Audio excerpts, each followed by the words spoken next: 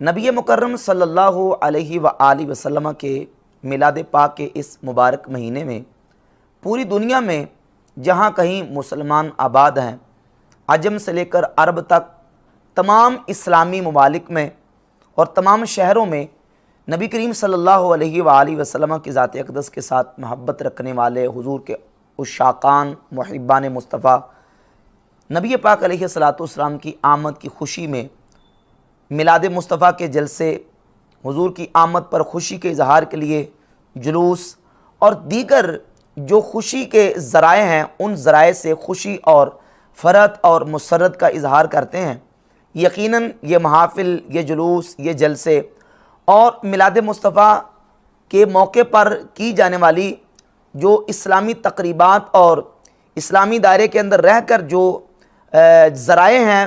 خوشی منانے کے، بحمد تعالیٰ ان سے ہمارے ایمان کو تقویت ملتی ہے، ایمان تازہ ہوتا ہے اور نبی پاک صلی اللہ علیہ وآلہ وسلم کی محبت اور زیادہ دلوں میں اجاگر ہوتی ہے۔ اور یہ نبی علیہ الصلوۃ والسلام کی محبت ہی کا ایک ثمرہ اور نتیجہ ہے جسے نبی پاک صلی اللہ علیہ وآلہ وسلم کی اللہ رب العزت نے سچی محبت عطا فرمائی ہے۔ تو محبت کا تقاضا اور محبت کا مطالبہ ہے کہ ایک امتی اپنے آقا صلی اللہ علیہ وآلہ وسلم کی آمد کی خوشی میں اظہار کرے۔ اب ان عشق اور محبت کے مظاہر کو دیکھ کر بعض خشک طبیعت کے لوگ فوراً اس پر شرک کا یا بدعت کا فتویٰ جڑ دیتے ہیں۔ یہ جی بدعت ہے اور یہ دلالت ہے، یہ گمراہی ہے اور یہ کام انہوں نے جو کیے ہیں یہ بالکل اسلام کے خلاف ہیں، شریعت کے خلاف ہیں۔ جبکہ بحمد تعالیٰ محافل میلاد ہوں، میلاد کے جلوس ہوں، میلاد کے موقع پر چراغاں اور میلاد کے موقع پر جھنڈیاں اور میلاد کے موقع پر پرچم آویزاں کرنا نہ تو یہ بدعت ہے نہ ہی خلاف اسلام ہے، بلکہ ان کی اصل جو ہے وہ احادیث طیبات سے، نبی پاک علیہ الصلوۃ والسلام کے صحابہ کے عمل سے اور سلف صالحین کے عمل سے بحمد تعالیٰ یہ ثابت ہے اور پوری امت میں یہ چیز جو ہے وہ بالکل رائج ہے۔ اور میلاد شریف کے مبارک مہینے میں اہل ایمان، اہل عقیدت، اہل محبت بحمد تعالیٰ یہ معمولات جو ہیں وہ شروع سے کرتے آ رہے ہیں۔ اس سلسلے میں بالخصوص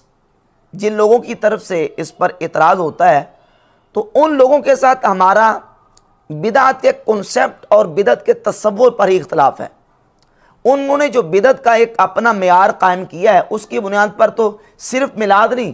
بلکہ اہل سنت و جماعت کے بیسیوں ایسے معمولات ہیں جن پر وہ بدعت ہی کا فتویٰ لگاتے ہیں، جبکہ احادیث طیبات میں جو تمام احادیث کو جمع کر کے اس کا نتیجہ اور رزلٹ اور تطبیق نکلتی ہے، اس کے بعد یہ بالکل بات واضح ہو جاتی ہے کہ یہ ہرگز بدعت نہیں ہے بلکہ ان کی اصل نبی علیہ الصلوۃ والسلام کے صحابہ کے عمل سے ثابت ہے، جو کہ احادیث طیبات میں صحابہ اکرام رضی اللہ تعالی عنہم کے معمولات جو ہیں وہ مذکور ہیں۔ صحیح بخاری میں 3906 نمبر حدیث ہے، جب نبی پاک صلی اللہ علیہ وآلہ وسلم مدینہ شریف تشریف لے کے آئے، پہلے تو یہ سمجھیں کہ جب حضور مدینہ شریف آئے مہینہ کون سا تھا اور وہ دن کون سا تھا۔ صحیح بخاری کی 3906 نمبر حدیث میں مذکور ہے وَذَلِكَ يَوْمَ الْإِثْنَيْنِ مِنْ شَهْرِ رَبِيعِ الْأَوَّلِ،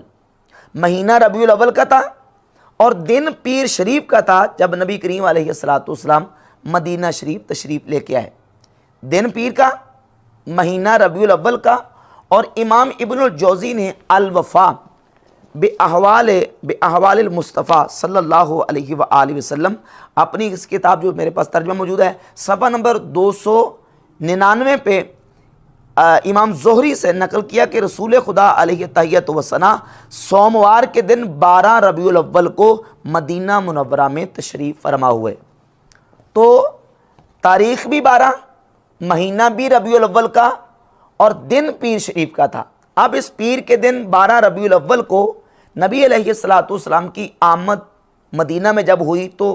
نبی علیہ الصلوۃ والسلام کے صحابہ کرام رضی اللہ تعالی عنہم نے آمد مصطفیٰ پر کس انداز سے خوشی کا اظہار کیا۔ جب حضور علیہ الصلوۃ والسلام کی آمد کو انہیں پتہ چلا کہ حضور تشریف لا رہے ہیں تو صحابہ اکرام رضی اللہ تعالیٰ عنہم مدینہ شریف کے باہر چلے جاتے، اہل مدینہ کہ نبی علیہ الصلوۃ والسلام تشریف لا رہے ہیں، تو حضور کی آمد پر استقبال کے لیے مدینہ کے باہر وہ پہنچ جاتے، پھر جب دھوپ چڑھ جاتی تو پھر واپس آ جاتے، اس طریقے سے حضور کا انتظار کرتے۔ ایک دن قال بأعلی صوتہ یا معاشر العرب، ایک شخص نے بلند آواز سے کہا کہ اے اہل عرب، ھذا جدکم الذی تنتظرون، وہ ہیں تمہاری مراد آگے جن کا تم انتظار کر رہے تھے۔ فصار المسلمون الی الصلاۃ فتلقوا رسول اللہ صلی اللہ علیہ وسلم بظہر الحرۃ، تو نبی پاک علیہ الصلوۃ والسلام کے غلام، مدینہ کے صحابہ، وہ اپنے اسلحے لے کر نبی علیہ الصلوۃ والسلام کی استقبال کے لیے دوڑ پڑے، حتیٰ کہ مقام حرہ پر سید عالم صلی اللہ علیہ وآلہ وسلم کی ذات اقدس کو آ کے ملے۔ اور صحیح بخاری میں 3932 نمبر حدیث میں موجود ہے کہ جب نبی پاک علیہ الصلوۃ والسلام تشریف لے کے آئے تو رسول اللہ صلی اللہ علیہ وسلم علی راحلتہ و ابو بکر ردفہ، نبی علیہ الصلوۃ والسلام اپنی سواری پر تھے اور حضرت ابو بکر صدیق رضی اللہ تعالیٰ عنہ نبی پاک علیہ الصلوۃ والسلام کے پیچھے بیٹھے ہوئے تھے، اور بنو نجار کے جو گروہ تھے وہ نبی علیہ الصلوۃ والسلام کے اردا گرد تھے۔ اور صحیح بخاری میں 3911 نمبر حدیث میں لفظ موجود ہے فقیل فی المدینہ جاء نبی اللہ، جاء نبی اللہ، حضور کی مدینہ میں آمد ہوئی تو اہل مدینہ نے یہ نعرے مارے، جاء نبی اللہ، جاء نبی اللہ، اشرفوا ینظرون ویقولون جاء نبی اللہ، جاء نبی اللہ، وہ جھانک رہے تھے اور حضور کی طرف دیکھ رہے تھے اور دیکھ کے کہتے تھے جاء نبی اللہ، جاء نبی اللہ۔ اور صحیح بخاری ہی میں ایک دوسری حدیث ہے 3925، حضرت براء بن عازب رضی اللہ تعالیٰ عنہ فرماتے ہیں ثم قدم النبی صلی اللہ علیہ وآلہ وسلم، جب نبی پاک صلی اللہ علیہ وآلہ وسلم مدینہ شریف تشریف لائے، فما رأیت اہل المدینہ فرحوا بشیء، میں نے دیکھا کہ اہل مدینہ کبھی اتنا خوش نہیں ہوئے جتنا رسول اللہ صلی اللہ علیہ وآلہ وسلم کی آمد پر خوش ہوئے۔ فرماتے ہیں کہ حتیٰ کہ لونڈیاں جو ہیں انہوں نے پکارا یقولنا قدم رسول اللہ، قدم رسول اللہ، لونڈیاں اور کنیزیں بھی پکار رہی تھیں اللہ کے نبی آگے، اللہ کے رسول آگے، جاء نبی اللہ، جاء رسول اللہ، یہ صدائیں پورے مدینہ شریف میں گونج رہی تھیں۔ اور صحیح مسلم میں 7522 نمبر حدیث ہے کہ جب سرکار دو عالم صلی اللہ علیہ وآلہ وسلم مدینہ شریف میں تشریف لائے، فصعد الرجال والنساء فوق البیوت، عورتیں اور بوڑھے اپنے مکانوں کے چھتوں پر چڑھ گئے، اور نوجوان اور بچے وہ گلیوں بازاروں میں دوڑ رہے ہیں اور کہہ رہے ہیں ینادون یا محمد یا رسول اللہ، یا محمد یا رسول اللہ صلی اللہ علیہ وآلہ وسلم، ان کلمات کے ساتھ آمد مصطفیٰ صلی اللہ علیہ وآلہ وسلم کے نعرے مارے۔ اب دیکھیں صحابہ اکرام نے حضور کی آمد پر حضور کی عظمت کے نعرے بھی مارے، نبی پاک صلی اللہ علیہ وآلہ وسلم کا خوشی کے ساتھ استقبال بھی کیا۔ اور سنن ابی داؤد میں 4923 نمبر حدیث ہے جس میں لفظ موجود ہے کہ نبی پاک صلی اللہ علیہ وآلہ وسلم جب مدینہ شریف تشریف لائے، لما قدم رسول اللہ صلی اللہ علیہ وآلہ وسلم المدینہ لعبت الحبشۃ، جب حضور مدینہ میں تشریف لائے تو مدینہ میں حبشیوں نے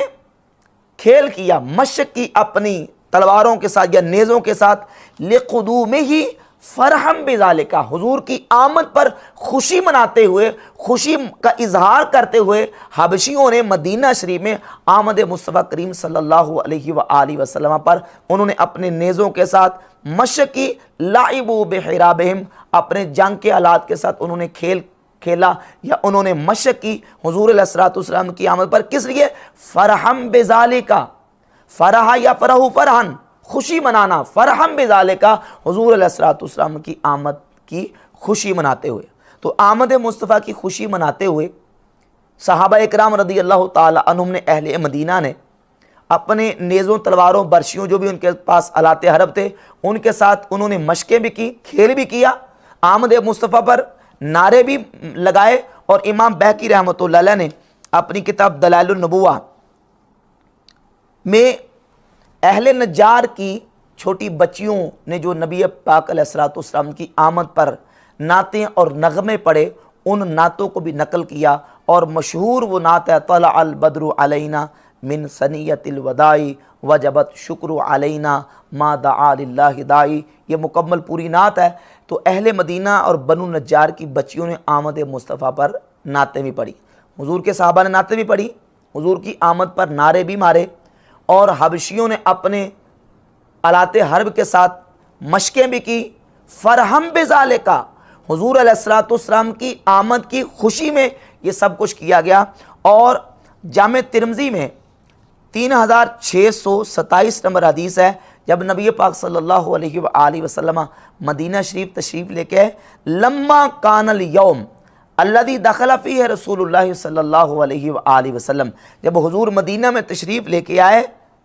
अज़ाअ मिन्हा कुल्लु शै, तो हुजूर अलैहिस्सलाम की आमद पर मदीना शरीफ की हर शय रोशन हो गई,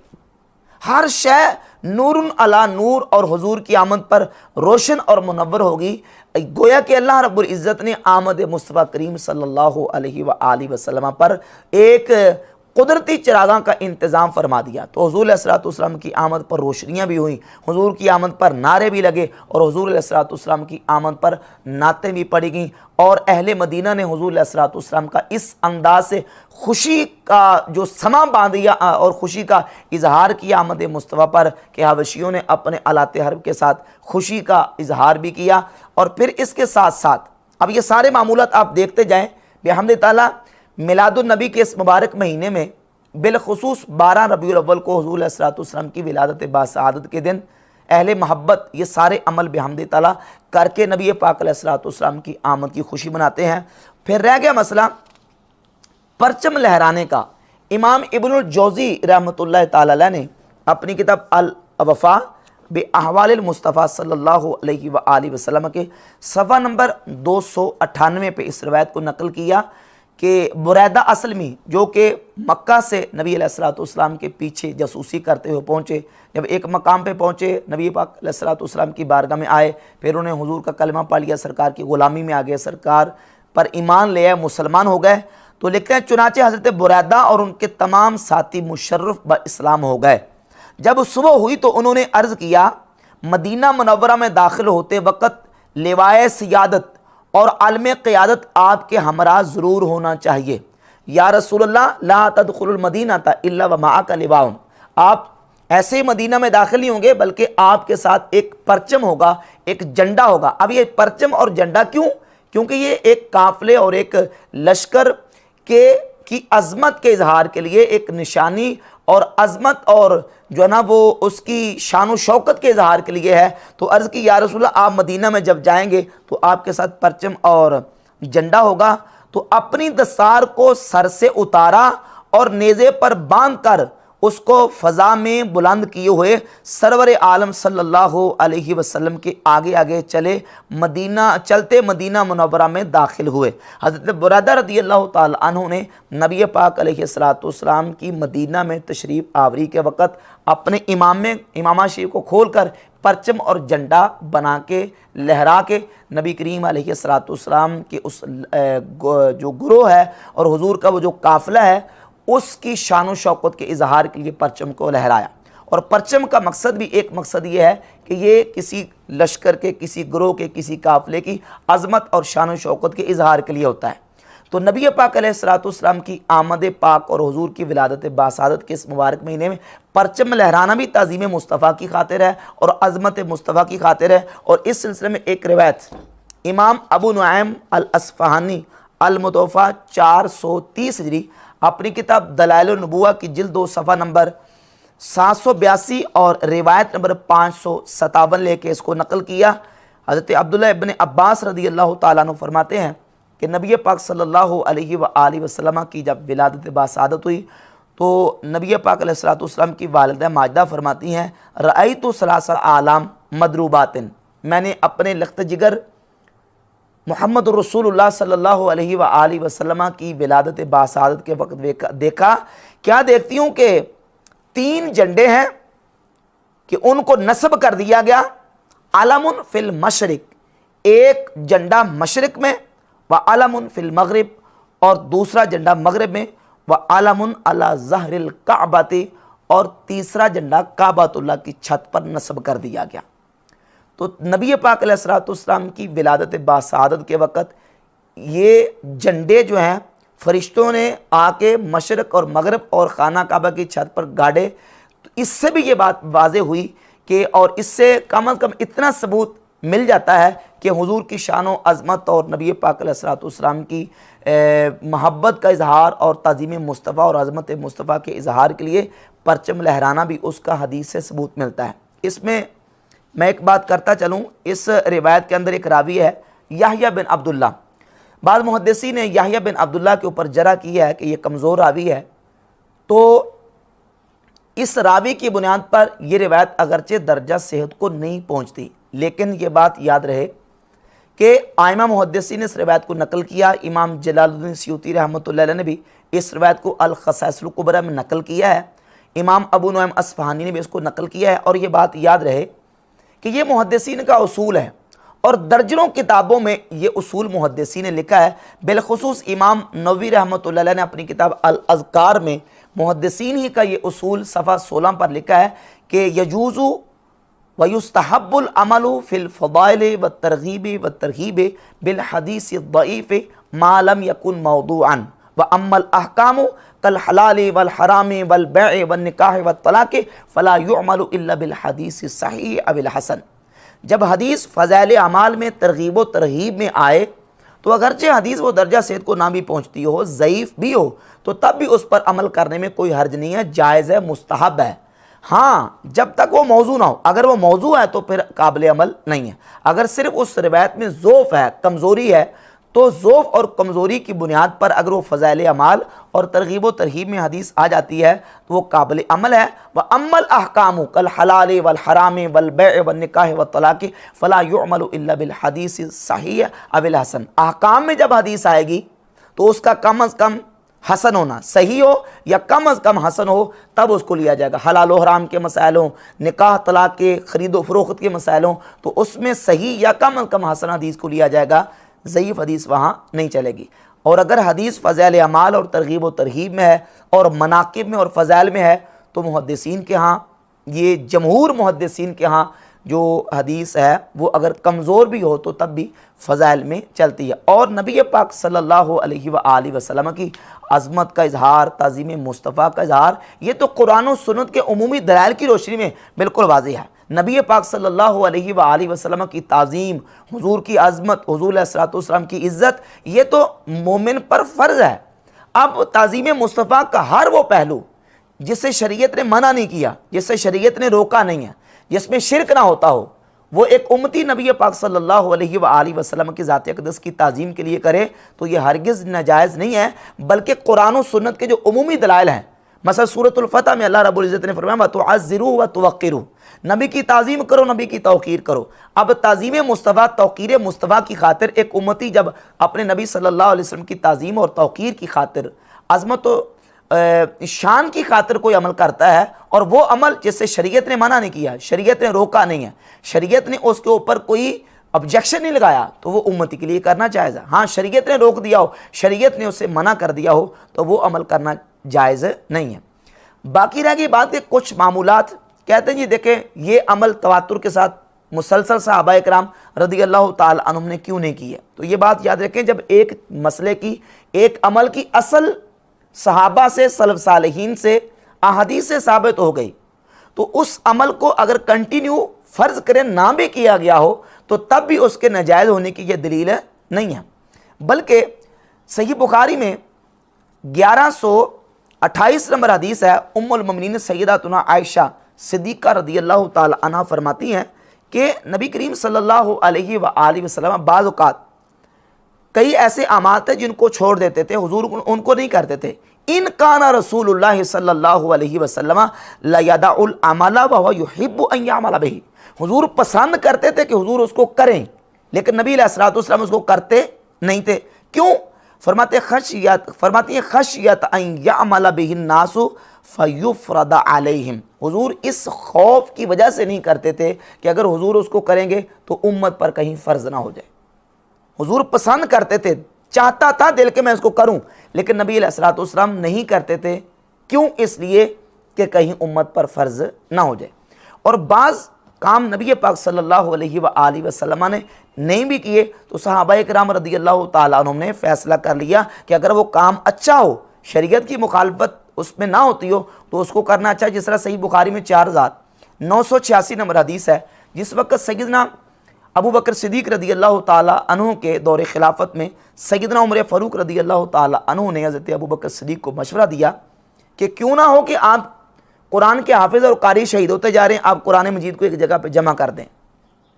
تو سیدنا ابو بکر صدیق رضی اللہ تعالیٰ عنہ نے فرمایا کیف تفعل شیئا لم یفعلہ رسول اللہ صلی اللہ علیہ وسلم، اے عمر تم وہ کام کیسے کرو گے جو کام نبی پاک صلی اللہ علیہ وآلہ وسلم نے نہیں کیا؟ تو حضرت عمر نے کہا ھذا واللہ خیر،